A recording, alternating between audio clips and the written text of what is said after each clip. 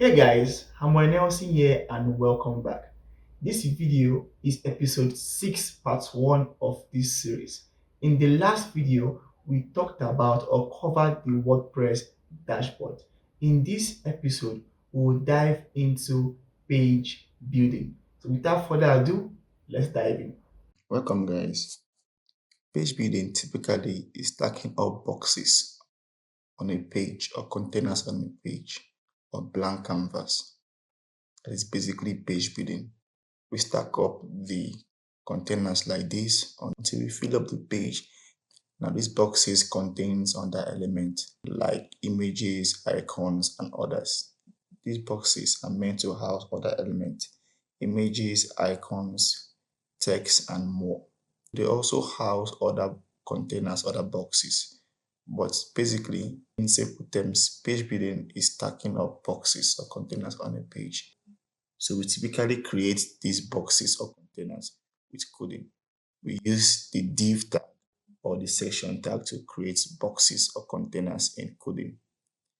But remember, the idea of WordPress is actually to create websites or build websites without actually using codes or using very minimal amount of code. That brings us to the idea of widgets. Widget is code translated into a visual element that will only drag and drop to a page or blank canvas to build our page. Instead of writing an HTML code, we can do something like this where we have a text, because this P tag here stands for text. So the computer will create a text. So instead of writing a code that will give us a text inside it, we only drag and drop a visual element, a widget, a text widget to build or to form that text. So guys, that's basically the idea of page building and the idea of widget. Because in WordPress, we'll make use of widgets most times to create any object or any element. Now let's move forward. Design principles that we need to talk about. Firstly, we need to talk about units of measurement. This is very important as they help us to build responsive layout. Now, what is responsiveness to begin with? Responsiveness is the way a website or app adjusts to fit the screen size it's being viewed on. If someone accesses a website on a mobile phone, the design should adjust to display correctly on that smaller screen. Likewise, Likewise, if someone views your site on a tablet or desktop, it should adapt to fit that size. If a site isn't responsive, it will look disorganized on various screen sizes, which is why ensuring your design adapts is very essential. When we make site responsive, we ensure that each element, whether it's a text, image, or container, adjusts to fit the screen's dimension. This is where units or measurements come into play, which we will discuss next. When designing elements like images, icons, or containers, we have various measurement units tailored for specific purposes. First, we have the px, that is pixels value. Px are fundamental units of measurement, especially for precise control. Every visual element on your screen, whether on a phone, television, computer, consists of tiny dots called pixels or pixels. Each pixel displays colors combining RGB values, which stands for red, green, and blue. R for red, G for green, and B for blue. And these colors are combined at different intensity to produce all the colors on a digital display. Typically, text sizes are based on px values. For instance, if a font size is set at 16 px, text will be 16 px or 16 pixels tall and wide.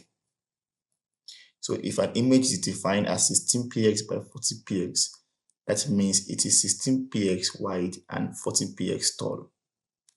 Next, we have the rem and em values.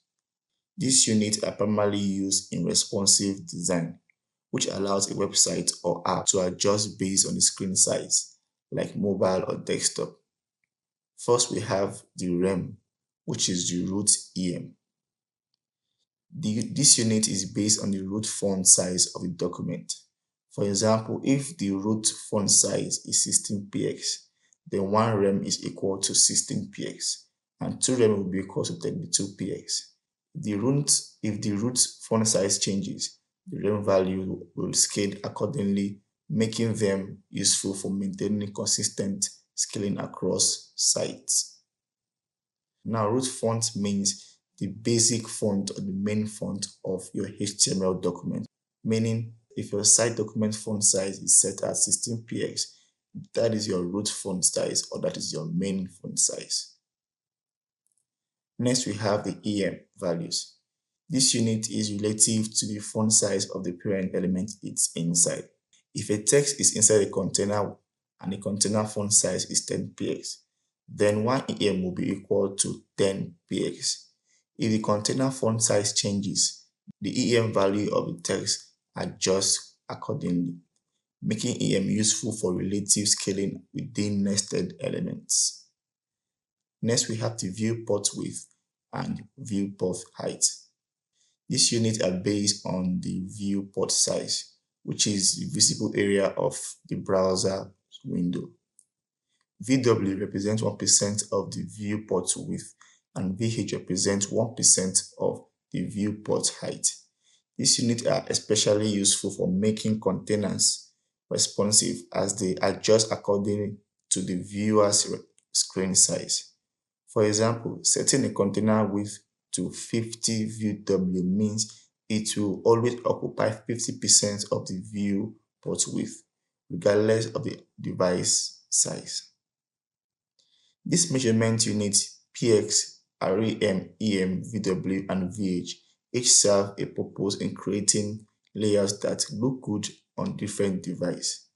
By understanding this, we can build pages that are both visually appealing and responsive. Now that I've covered that, let's talk about border. A border is simply a line that surrounds an element, creating a clear boundary or outline. We can specify the color. You can choose any color to match your design. You can specify the width. You can adjust the thickness of the border to be as bold or subtle as you need. We can adjust the style. Borders can be solid, dashed, dotted, or even double lines. Give your design some extra flair. Radius. We can add a border radius, creating rounded corners, soften the edges for more modern look. Borders are simple yet powerful design tools that can enhance the aesthetics and usability of our page or of a page. Next, we'll talk about padding and margin. Padding and margin are both ways of creating space around elements, but they work differently. Margin is the space outside an element. It creates space between the element and other elements around it. Padding is the space inside an element. It adds space between the element content and its border. Each side, top, right, bottom, and left, has its own padding and margin values. When you increase padding, it will push the content inward, effectively increasing the width or height of the element. That is, as long as the element doesn't have a fixed size.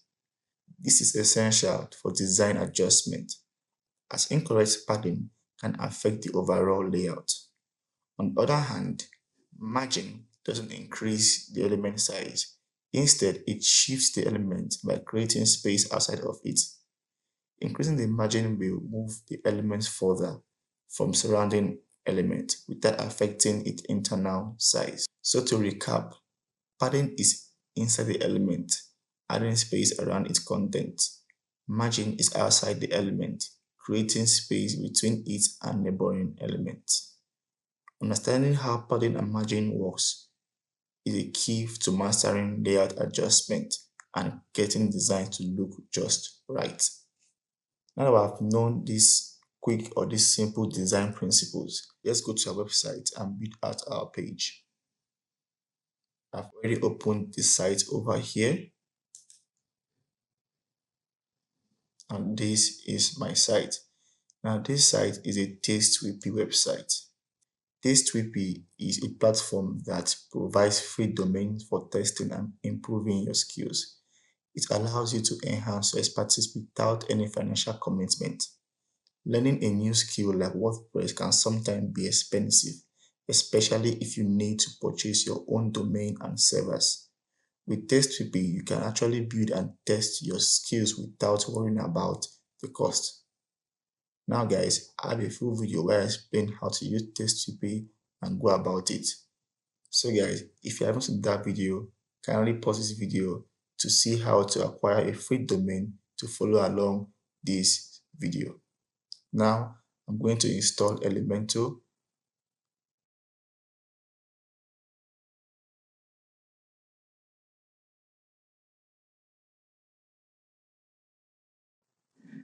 I'll search for Elementor.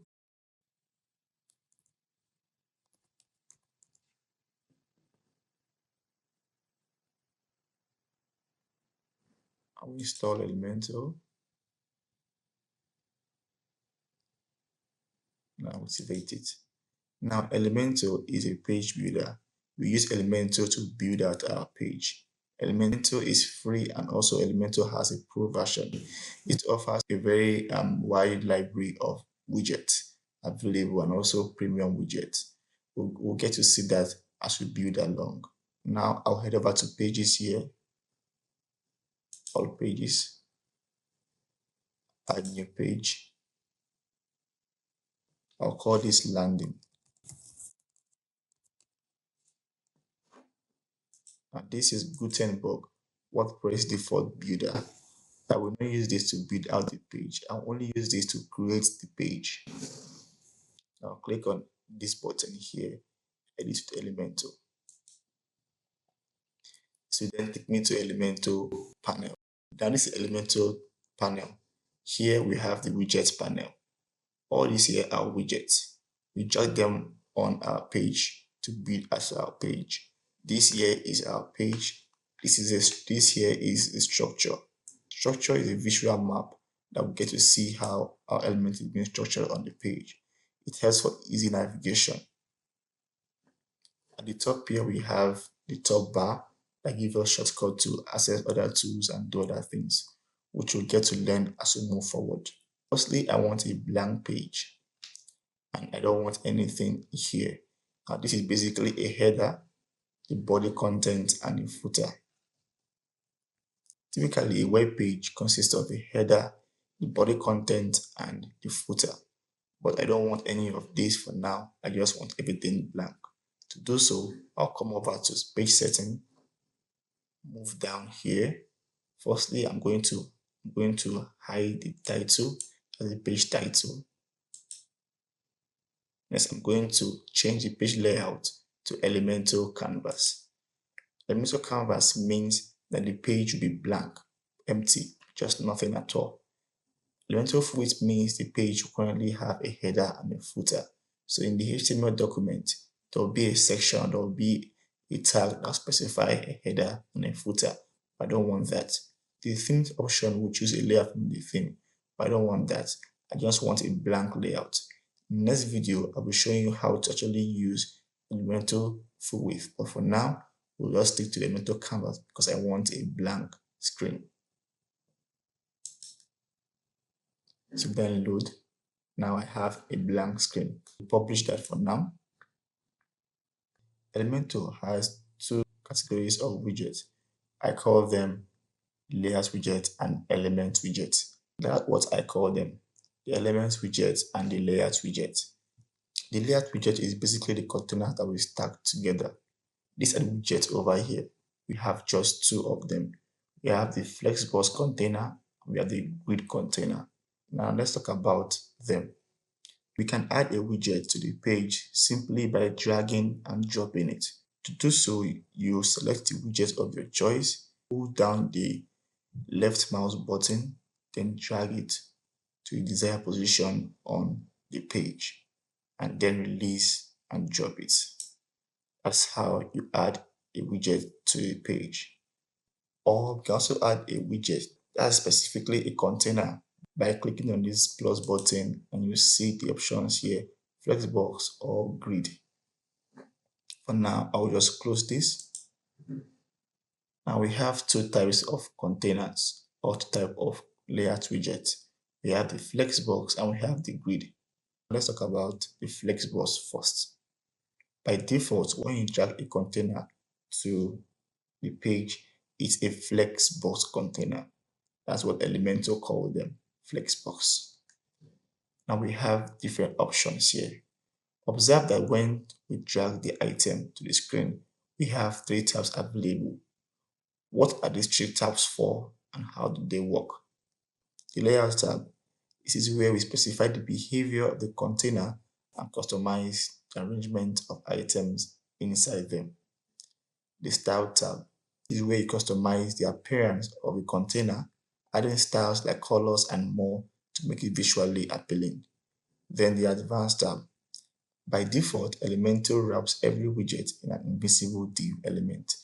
The Advanced tab is where you can control and style this div or container, which acts as a container for the widget. Here you can adjust settings like margins, padding, and positioning to fine-tune the layout. Now let's go back to our projects or our page here. So Layout tab, Style tab, and Advanced tab. On the Layout tab, settings you see here are depending on what you choose from the container layout. Now we are choosing currently a Flexbox. For now, let's talk about the Flexbox first, which is this. Now we have options like content. We have content width. We have the width, the height. We have items. We have directions. We have justify content. We have align content. Now for the content width, this is best explained by example. So give me a minute.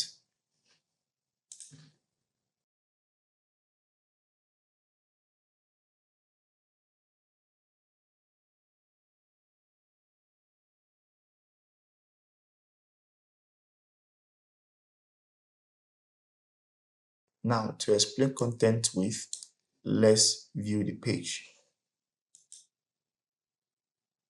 Now you can see that these heading text, this heading element, both of them are not exceeding this and this. That's because the content width is boxed within the specified width here, which is 1140. So it means that even though you access the site on a very bigger screen, it will never exceed this amount of width. That's basically the idea of content width boxed. Now let me zoom out let me zoom out. You can see that it doesn't exceed this amount of width. Now if I zoom back to my normal zoom size, let's say I increase this to 1440. That's what I use mostly. Publish that.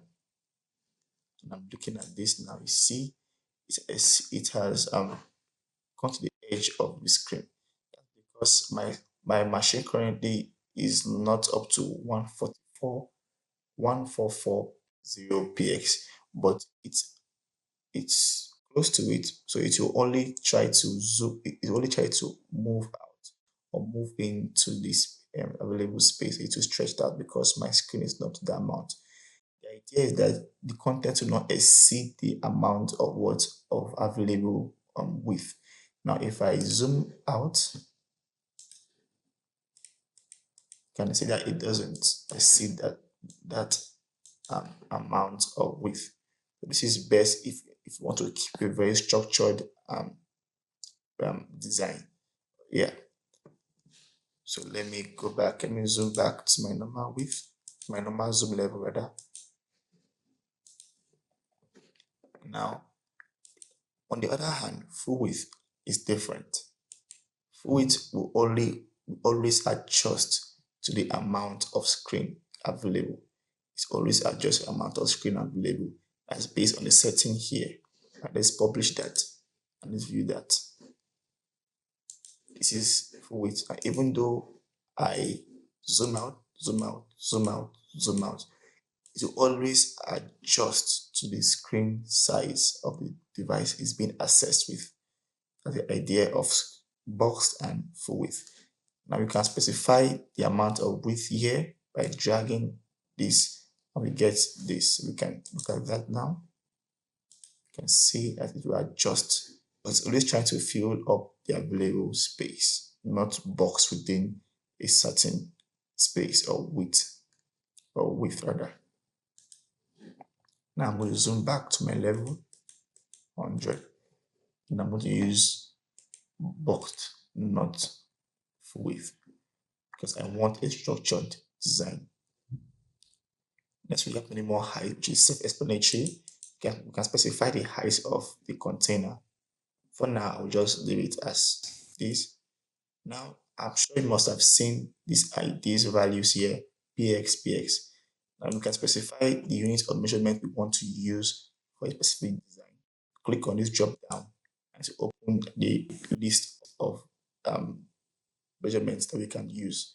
Now we have EM, REM, and VH. VH means the view height. So if I want this particular container to be the full height of my screen, I can select the view height and 100. So it means to always full 100% of my screen. Let's publish that. To see this, let me just add a color to this for now.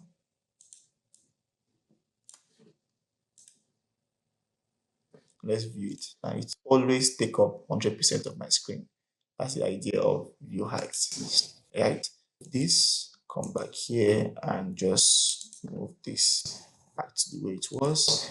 I'm also must have seen these icons here, but they are not here and they are not here, but they're here, but they are not here also.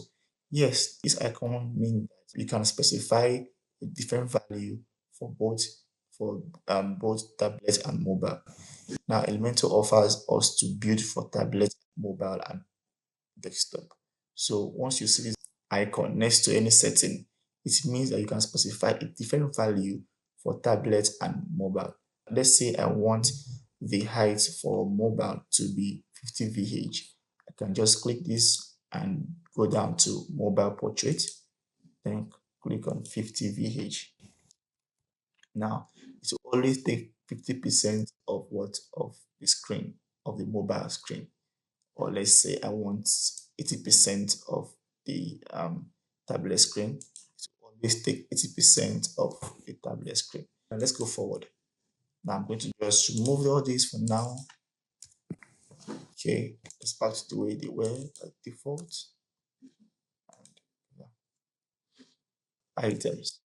We have direction, we have justify content, and we have align content.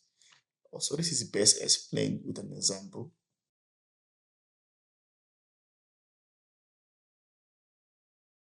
Directions setting specify the way items inside a container should be arranged. Should be arranged vertically or should be arranged horizontally.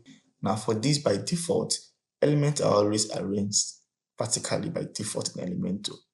To change that, I'll click on this setting here and you can see that they are now arranged horizontally. Now let me specify this as 1. Don't worry about this for now. We'll get to learn it very, very, very soon.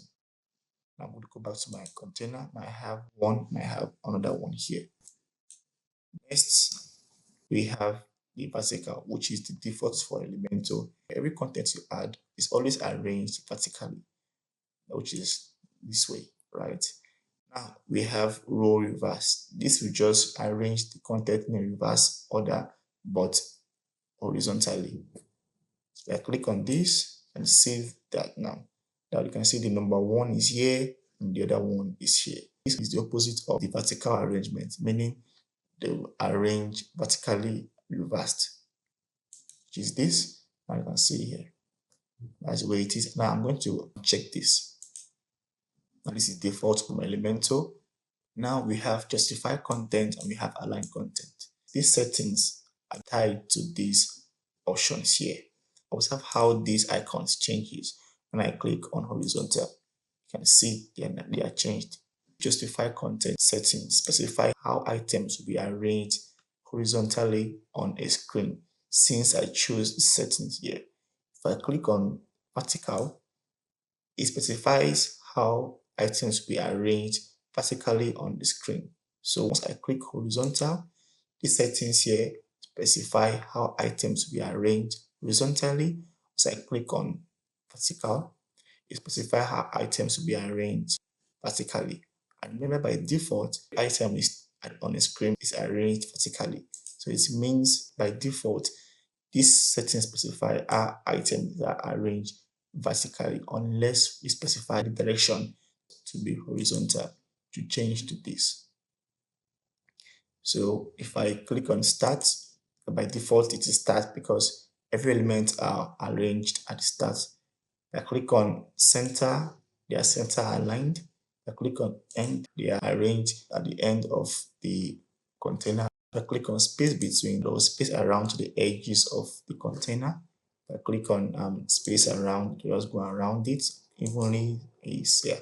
You can see that we have this icon next to the setting. That means we can specify a different setting of value for tablet and mobile. Now let's continue. For align items, it's basically the opposite of this. If justify content, specify how the items are arranged vertically. This will specify how items are arranged horizontally. Let's explain that. Since justify content now specify how items are being arranged horizontally, this will tell us how items are being arranged vertically. Now to explain that, I'm going to increase the height of my container.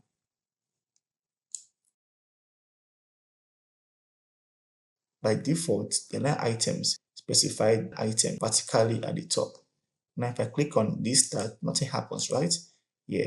But if I click on center, they align center. Click on end, they align at the end. Stretch is almost similar because we have just subjects here. Yeah.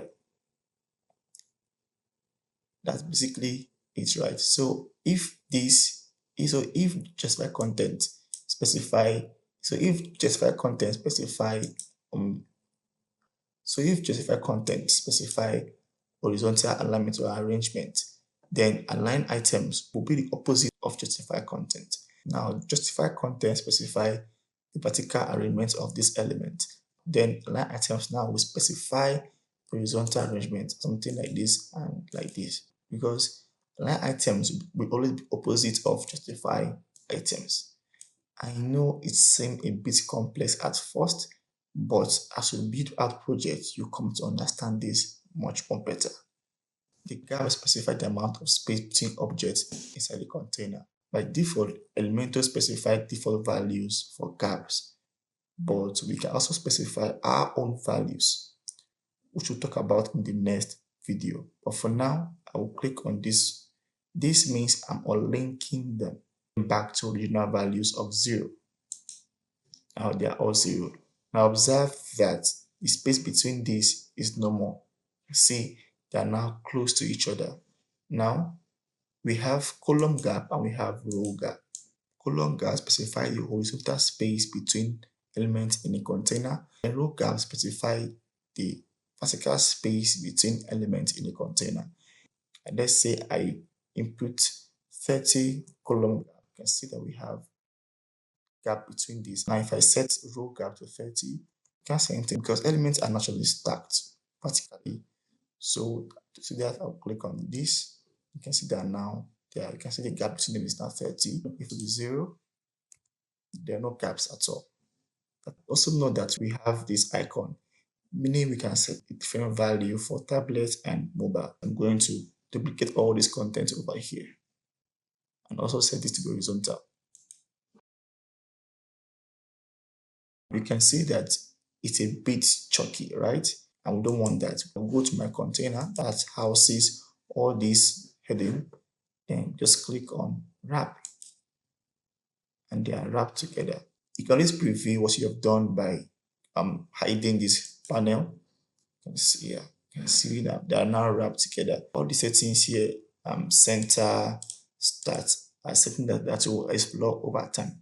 For now, I will just remove this, then delete all this. I'll click on this, then hold my control key, click, click, click, click, then right click, and then delete 5 items. I already have this now. I'll publish that. I'll go back to my container. I can easily click here, container selected, or I can just click here to select my container. Next, we have the additional option, which we'll just leave for now and move forward. Then we have the style tab. Remember, the style tab specify the appearance of the container.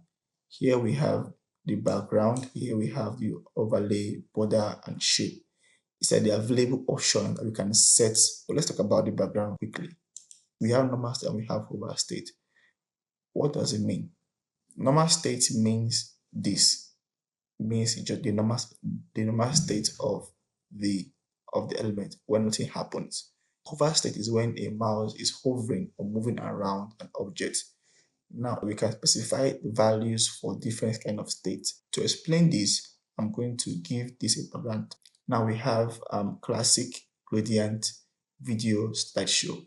We can add a classic color, which is a plain color, or an image, or an image to a container. Gradient means we can use two colors, can do a mixture of two colors. Video means we can actually add a video background to a container, and we have options here, a lot of them, which we'll explore as we move along. Then next we have slideshow. We can do an image slideshow, but for now, just stick to the classic to add a plain color, which I already did. And this is the color I added. Now you can set color by dragging this to see the one you want, or you can input the color code. And we have we have hexa color code, we have RGBA color code, and we have HSLA color code. Every color in this live has a color code. You can simply just check the color code and input them here, or you can just drag around to find the color you want. So I'll just click this for now. Now let me set the overstate. Or I can also, remember, I can also add an image by choosing an image. I already have images already in my site. I can just click on this and I have that as my background image. And the background image will always override the color. For some reason it does. For now, I'll just delete this to give it back its color red. Then the hover state, when the mouse is moving around the container, what happens? I can specify a different setting for that. To do so, I'm going to click on classic, give the color, or let's say blue. Then I'll move around that and publish. Now observe that when I move my mouse around this, its color changes. So for now, I'll just move this, I'll remove this, maybe plain. All these settings here, we'll get to them as we build our skills along. Next, we have the advanced tab. From the previous explanation, we established that every widget is being wrapped inside a div or inside a container. So these settings here is what we use to customize that div. It is very essential because customizing that div would determine how the widget will behave and how it will look. So we have to always keep that in mind. And we'll get to know about this as we move forward, as we build at our project. Now, we have options here. Like you can see the padlock option. This means that this feature or this setting is only available for Elementor Pro version.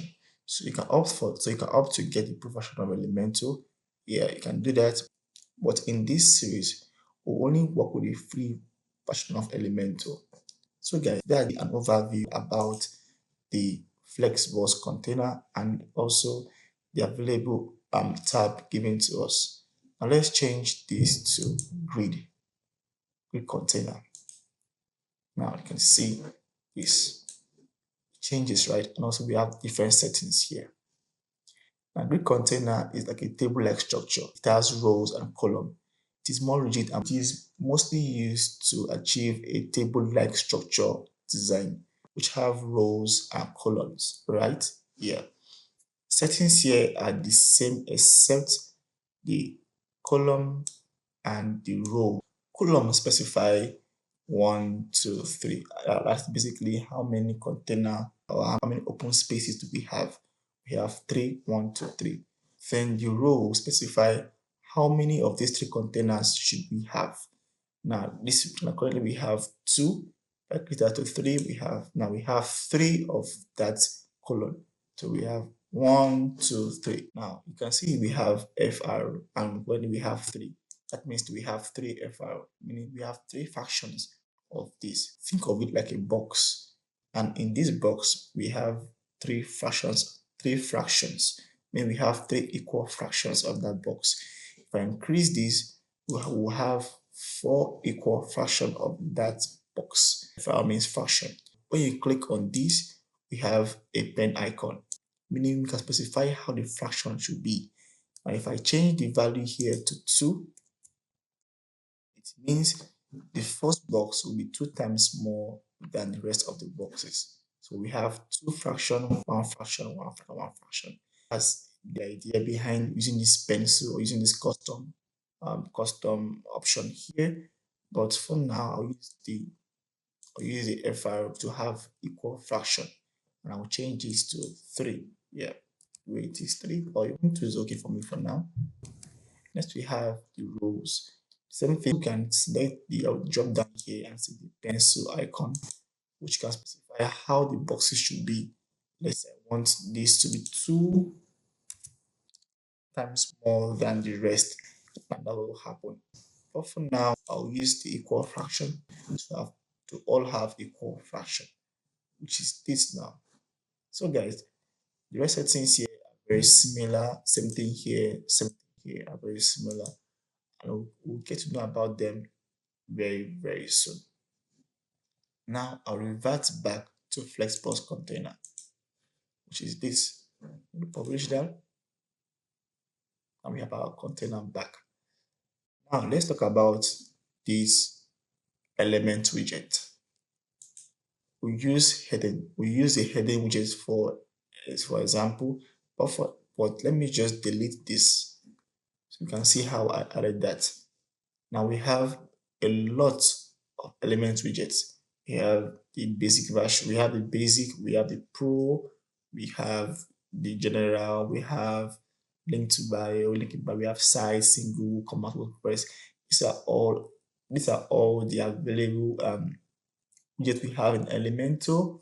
For now, we'll just stick to the free or basic ones. You can see that they have this padlock here, meaning it's only for the pro Elementor. And in this video, or in this series rather, I'm sticking with the free version of Elementor. Now I'm going to add 4 element widgets to explain or to talk about the settings we have available for element widgets. I'm going to drag the heading widget inside the container. But what if I don't want to drag the widget inside this container, the image widget? I put it here. You can see that automatically Elementor creates a container for it, because an elements widget has to be in a container. So that's it. I will just delete this back and this. So I'm going to add more. We're going to add more widgets.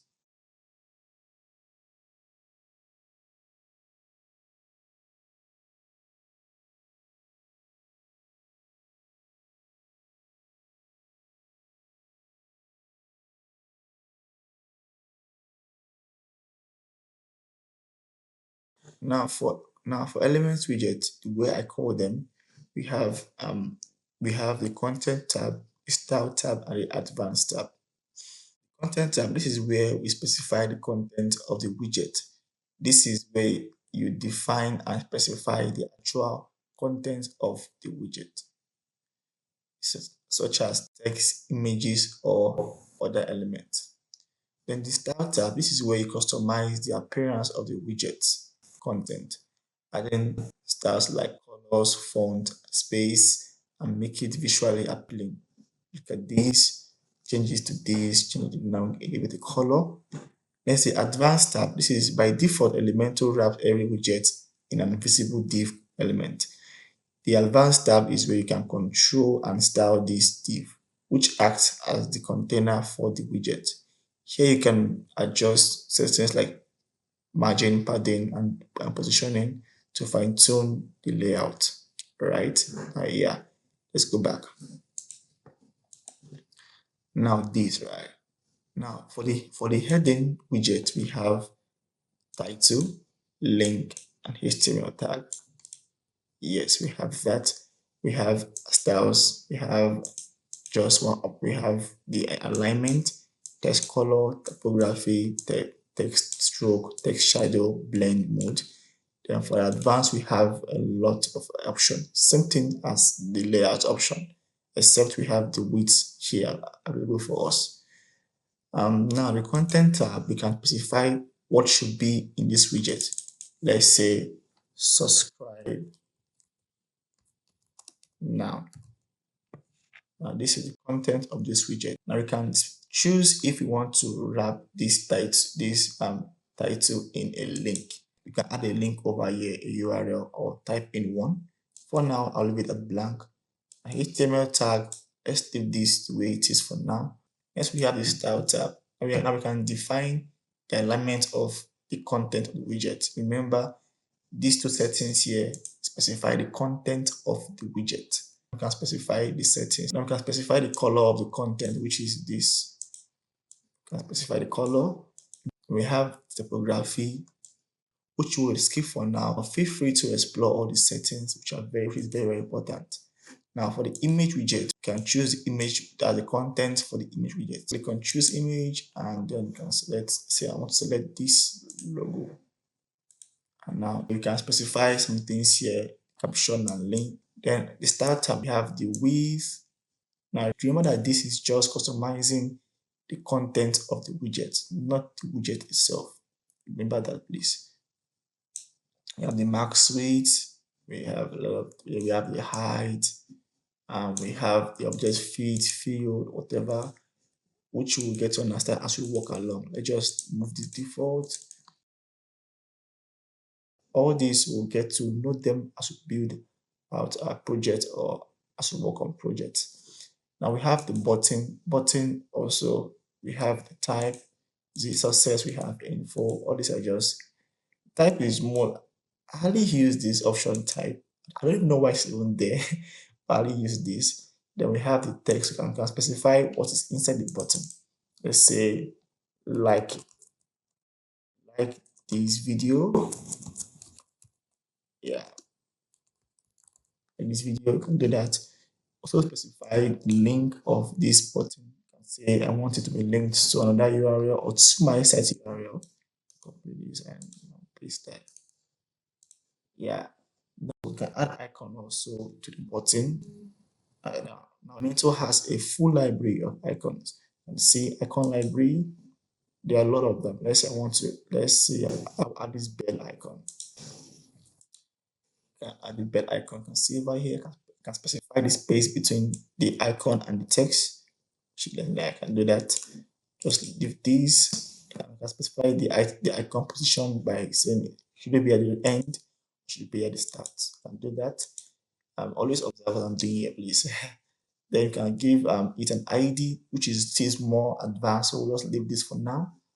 Then lastly, we can also upload our own SVG. SVG means icon. If I click on this, upload, select file, and check for icon files here. Let's say I want this one.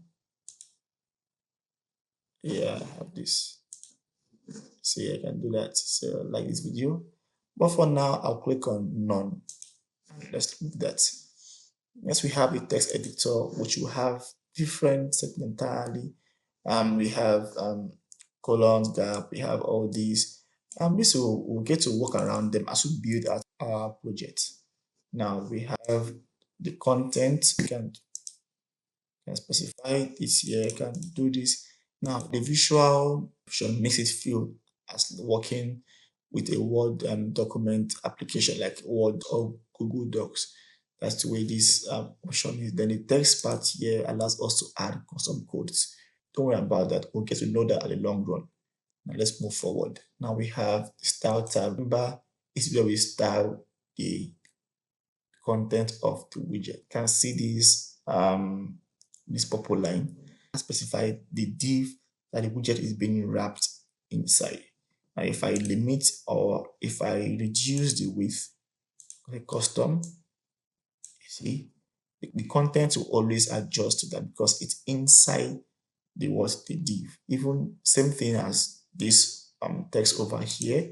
If I reduce the width as a custom to 1 to say this, see it's even bigger than it's even bigger than the width, but it's only trying to squeeze itself. That's the way it is, right? If I increase it, it's something like this. So remember, just remember that the advanced tab customizes the div that the widget is being wrapped in. So let's know that. Now I'm going to just remove everything here and publish. Welcome back, guys. So, this is the end of this episode. In this episode, we start our journey into page building. In the next episode, we'll continue our journey into page building. Guys, if you found this video resourceful, kindly share, like, also subscribe. It will help me and this channel grow. Thanks for watching. Bye.